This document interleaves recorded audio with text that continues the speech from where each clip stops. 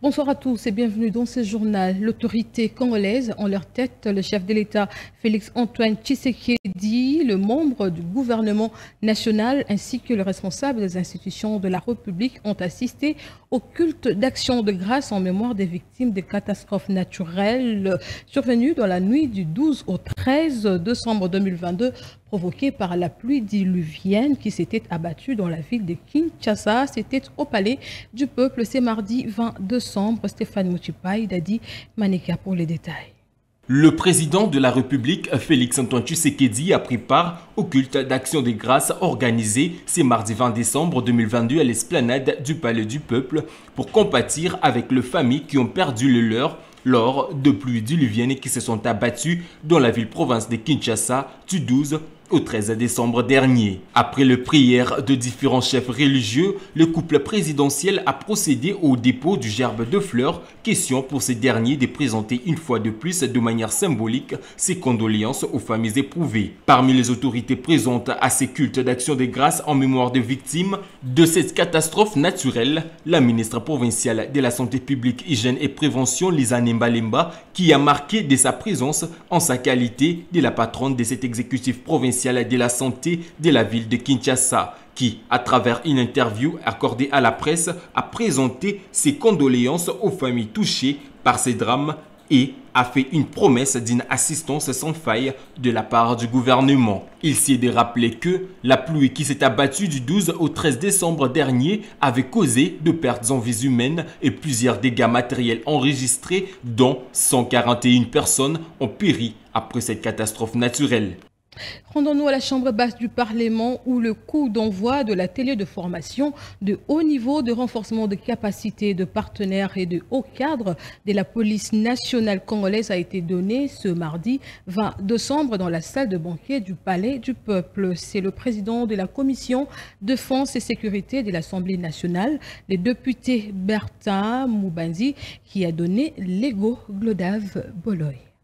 Le coup d'envoi de l'atelier de formation de haut niveau du renforcement des capacités des parlementaires et des hauts cadres de la police nationale congolaise a été donné mardi 20 décembre dans la salle de banquet du Palais du Peuple. C'est le président de la commission défense et sécurité de l'Assemblée nationale, le député national Bertin Moubanzi, qui a donné le go, à présence du vice-président de la commission défense et sécurité du Sénat, Tikes Diemou, du commissaire général adjoint de la police, Jaba Elongandi, de la représentante et chef d'équipe DKF RDC 3, Madame Fatoumata Sira Diallo, et des députés et sénateurs membres des commissions défense et sécurité du Sénat et de l'Assemblée nationale, ainsi que plusieurs officiers généraux et supérieurs de la police. Organisé du 20 au 21 décembre avec l'appui du Centre pour la gouvernance du secteur de la sécurité, Genève, dans le cadre du programme d'appui à la réforme de la police phase 3, cet atelier se tient sous les thèmes réforme de la police, intégrité de la police, gouvernance et réforme du secteur de la sécurité et contrôle parlementaire. Il s'assigne entre autres objectifs, amener les acteurs du secteur de la sécurité, parlementaires et hauts cadres de la police à avoir une bonne compréhension du cadre de la réforme et des principes qui les sous-entendent eu égard à la gouvernance du secteur de la sécurité, à ses principes et valeurs fondamentaux de manière à renforcer leurs relations de collaboration. Les lampions de l'atelier de formation de haut niveau en 2 journées d'information et de renforcement des capacités des parlementaires et des hauts cadres de la police nationale congolaise aux thématiques portant à la fois sur la réforme de la police nationale congolaise, l'intégrité de la police, la gouvernance et la réforme du secteur de sécurité et celui du contrôle parlementaire s'allument aujourd'hui. J'ai la ferme conviction que ces travaux seront porteurs de nombreux bénéfices. D'une part, en vue de la construction d'une police pétrie davantage de valeurs, d'intégrité et de bonne gouvernance, et d'autre part, enfin, d'intérêt, un contrôle parlementaire idoine de la police. Ensemble pour la République a ouvert son nouveau congrès ce mardi 20 décembre à Lubumbashi, dans la province du Haut-Katanga. Ces assises qui vont durer 48 heures ont pour but principal de valider la candidature de Moïse Katumbi à la présidentielle de 2023 après son départ officiel de l'Union sacrée. Une fois de plus, Glodaf Boloy. Après le divorce consommé entre Félix Tshisekedi et Moïse Katumbi, après le départ de l'ancien gouverneur du Katanga, quittant les bords de l'Union sacrée, la coalition au pouvoir, Ensemble pour la République a ouvert son congrès. C'est mardi 20 décembre à Lubumbashi au Katanga. Les assises qui vont durer 48 heures ont connu comme point de départ d'abord la validation des mandats de participants qui prendront part à ces congrès. Le président d'Ensemble pour la République est également de retour à Lubumbashi. Moïse Katumbi est accueilli à Nero ce mardi à l'aéroport international de Luano devant une foule immense venue accompagner le chairman. Néanmoins, comme suite à mon interview sur LFI 124, je fais part de mon intention de me présenter comme candidat. Signalons que plus de 1000 participants sont attendus à ces assises, a affirmé Olivier Kamitatou, porte-parole d'Ensemble. En attendant l'arrivée de toutes les structures intérieures et extérieures du pays, ces assises ont pour but d'évaluer la situation politique du pays, mais c'est aussi un congrès électif. Notons que ces congrès doivent valider la candidature de Moïse Katumbi à la présidentielle prévue en décembre 2023.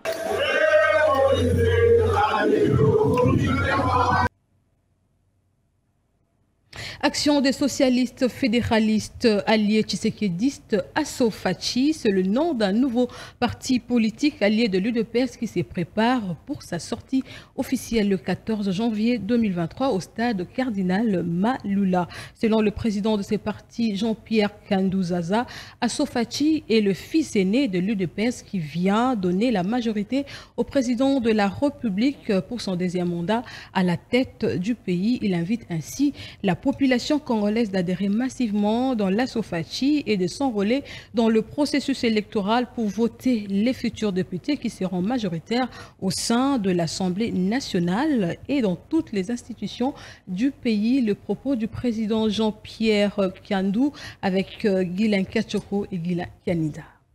Nous avons commencé comme une association qui accompagner les actions, programmes du chef de l'État. Nous avons constaté que le chef de l'État a besoin d'une majorité pour les séances prochaines au Parlement. C'est pourquoi, avec une association, l'association ne peut pas amener les députés et les consorts, il ne peut pas être entré dans l'organe de décision tel que nous sommes. C'est pourquoi nous nous sommes transformés en parti politique pour donner la majorité au président de la République dans l'Assemblée nationale, tout comme dans les assemblées provinciales partout en RDC et toutes les organes de prise de décision. Nous sommes les tshisekédistes de premier rang. Alors maintenant, nous sommes dans l'IDPS qui est notre base, qui est notre donnée, qui est notre départ. C'est pourquoi nous nous situons dans tout ça. Mais en politique, il n'y a pas de cadeaux qui s'offrent là-bas, mais en politique, il y a des mérites. Tels qu'à Sofachi, nous méritons d'être un parti politique pour accompagner les chefs de l'État. Nous venons de faire la marche de soutien et le culte d'action des grâces que la Sofachi avait fait à Bukavu, tout comme à Kiwanja, on avait fait, parce que nous sommes représentés là-bas, nous avons fait notre culte d'action des grâces de l'Assemblée. Tout comme ici à Kinshasa, on avait fait une grande marche de soutien à nos FARDC, nos vaillants militaires qui ont travaillé pour récupérer notre histoire. Nous ne voulons pas que la RDC est toujours unie et indivisible, que personne ne peut jamais venir pour prendre n'importe quoi que ce soit. Elle est arrivée ce mardi 20 décembre sur le sol congolais. La secrétaire d'État française chargée du développement et de partenariats internationaux pour réitérer le soutien de la France à la souveraineté et intégrité territoriale de la République démocratique du Congo, Chrysoula Zakharopoulou a à l'occasion condamné le soutien du Rwanda au M23 Trinidad Acha pour les détails. Chrysoula Zakharopoulou secrétaire d'État auprès de la ministre de l'Europe et des Affaires étrangères, chargée du développement de la francophonie et des partenaires internationaux, séjourne en République démocratique du Congo depuis ce mardi 20 décembre 2022. La coopération entre la France et la RDC, tout en réitérant le soutien de la France à la souveraineté et intégralité territoriale de la RDC, voilà la raison de la présence de la diplomate française en terre congolaise. Par ailleurs, la France juge inacceptable l'agression rwandaise par l'entremise du M23. La France a toujours défendu et défendra toujours l'intégrité et la souveraineté de la République démocratique du Congo. La France a toujours été à vos côtés lorsque cette intégrité a été menacée. Aujourd'hui, nous constatons le retour d'une situation tragique dans l'est de la RDC. Des centaines de milliers de personnes sont déplacées. Encore davantage vivent dans l'insécurité. C'est insupportable et c'est inacceptable. Il y a des responsabilités et la France n'a aucune difficulté à les pointer. Le M23 doit cesser le combat, se désengager et rendre les territoires occupés à l'armée et aux autorités congolaises. La secrétaire d'État en charge du développement est en République démocratique du Congo pour un séjour de 2 jours où elle échangera avec des militants congolais engagés dans l'environnement. Autre actualité, le ministre de Transport, Voies de Communication et Désenclavement, Chérubin Okende, a procédé dans le cadre du projet de renforcement des services hydrométéorologiques et climatologiques de la République démocratique du Congo au lancement de l'opérationnalisation du cadre national du service climatologique. Ces derniers a représenté le Premier ministre Jean-Michel Samaloukonde empêché. Jemima Wanja nous en parle. Pendant que plusieurs parlaient de sa démission du gouvernement, le ministre de Transport, Voies de Communication et Désenclavement, Chérubin Okende, a procédé à Kinshasa au nom du Premier ministre Samaloukonde au lancement de l'opérationnalisation du cadre national du service climatologique. Cela s'inscrit dans le cadre du projet de renforcement des services hydrométéorologiques et climatologiques de la RDC qui est financé par la Banque mondiale.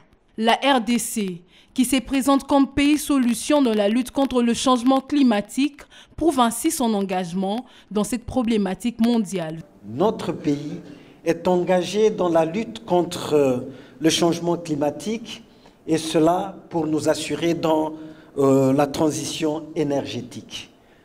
Bien entendu, la République démocratique du Congo se présente aujourd'hui comme étant pays solution dans cette lutte contre le changement climatique. Nous ne sommes pas que le pays solution. Les dernières catastrophes démontrent que nous sommes autant exposés. Voilà pourquoi, en tout état de cause, je voudrais bien réitérer l'engagement du gouvernement de la République à accompagner ce programme de mise en œuvre du projet de renforcement des services hydrométéorologiques et climatiques en République démocratique du Congo. Il a remis aux représentants des différents ministères le décret du Premier ministre portant opérationnalisation du cadre national du service climatologique et son plan d'action.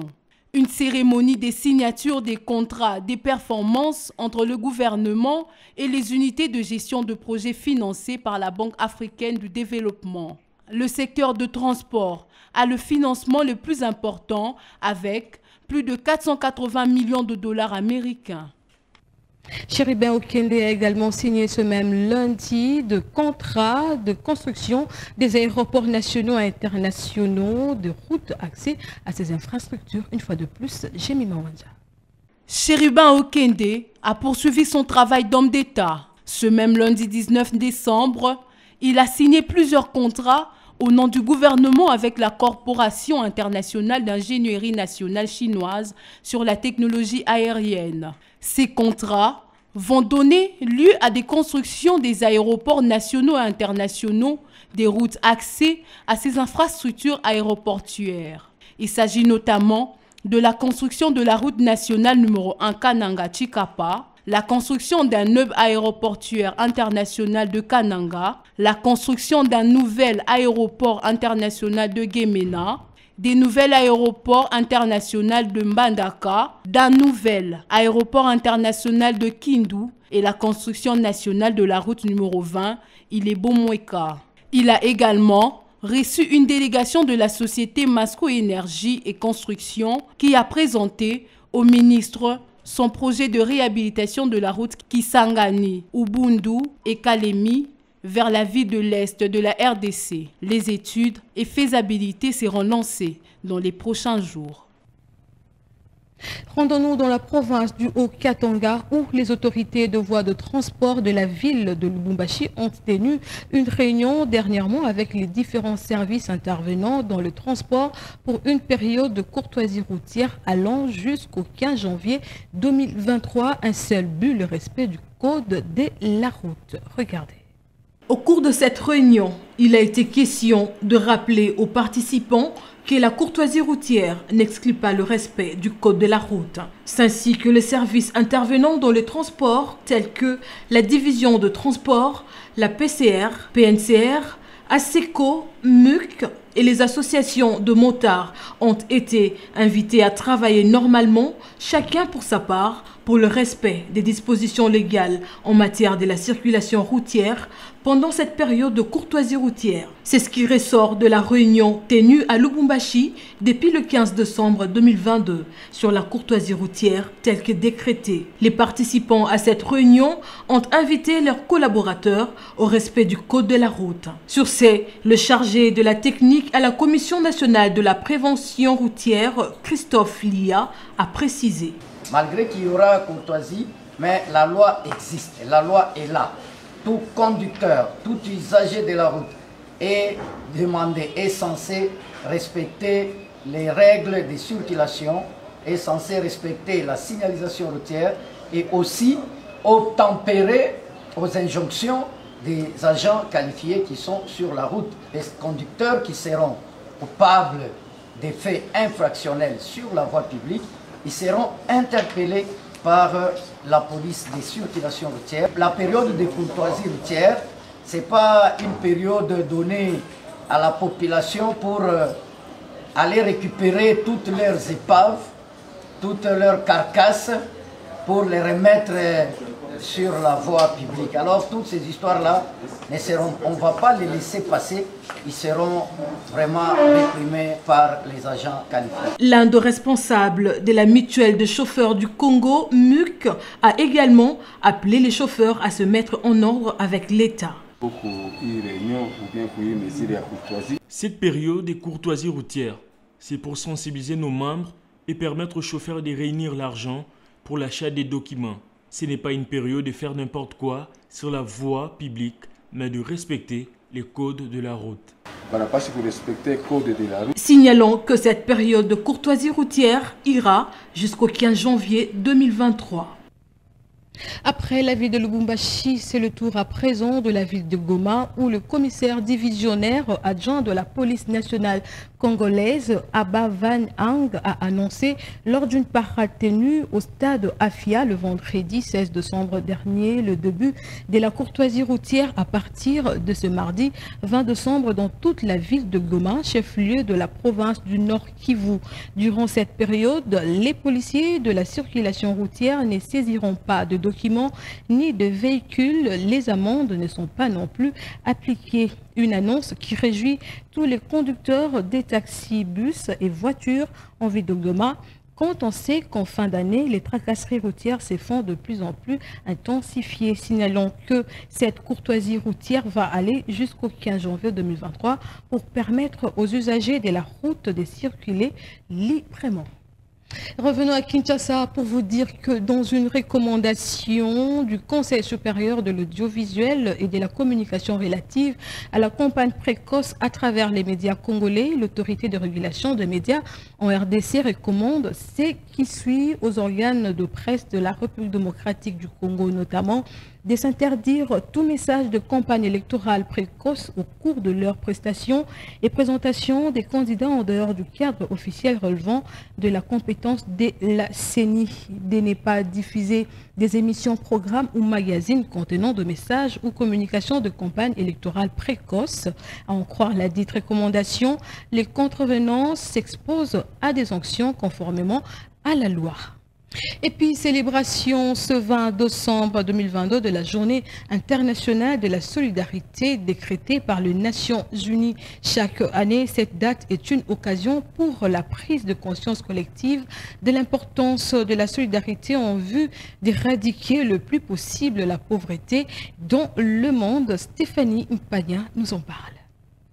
Décrétée chaque 20 décembre par l'Assemblée générale des Nations unies, cette journée dite internationale solidaire a pour objectif majeur de conscientiser sur l'importance solidaire afin d'éradiquer la pauvreté dans nos milieux. Il s'agit entre autres de donner un coup de main à un ami, une connaissance ou une personne vulnérable. En République démocratique du Congo, la situation humanitaire étant en détérioration en raison de l'augmentation des mouvements de population et des incidents de protection, résultat direct de l'escalade des conflits à l'est de la RDC et des conflits intercommunautaires constituant une menace permanente pour la population, engendrant également une pauvreté